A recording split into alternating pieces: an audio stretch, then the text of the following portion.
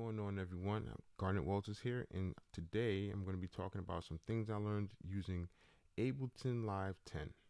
So as you can see here, I'm running Ableton Live 10, and this is just a segment of a song that I was working on, building some percussion loops and some horn parts around it.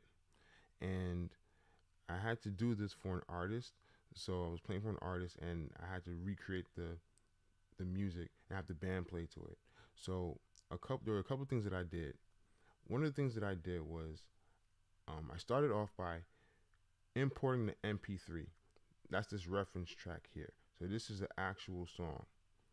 So once I imported that, the BPM automatically changed from like 120, which is its default setting, to 127.76. I double click that and it would show up here.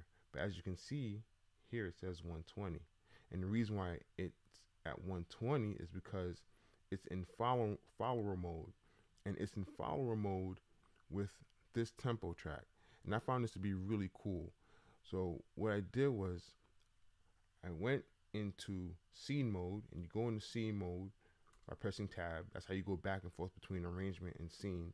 And I recorded one measure of silence, or anything as quiet as possible. So I recorded one measure of silence, and just in case there was any noise, I turned it all the way down. And see, this is the one measure here. Once I did that, press Command C to copy it. I clicked on it, press Command C. And then after that, press tab to go back into arrangement mode. Then I just started at measure 1 and dragged it all the way out here.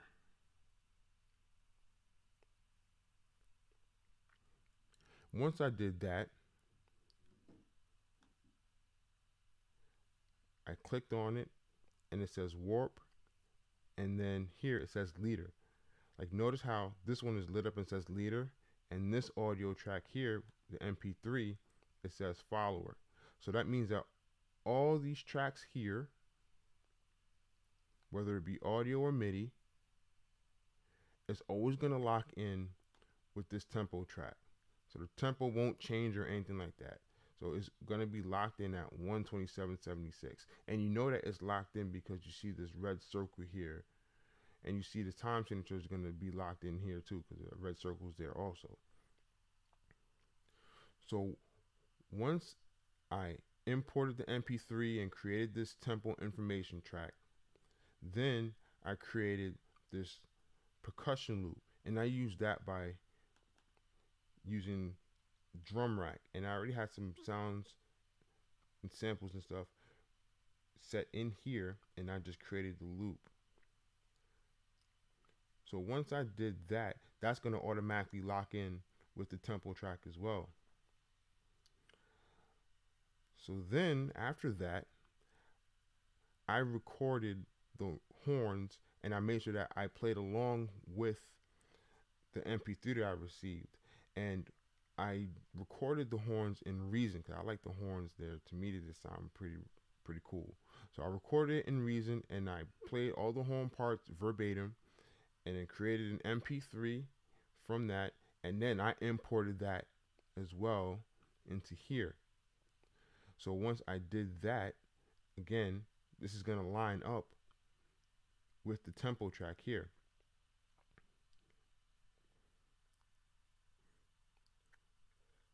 Now there was another track that I added here, which is a train sample that was in the song.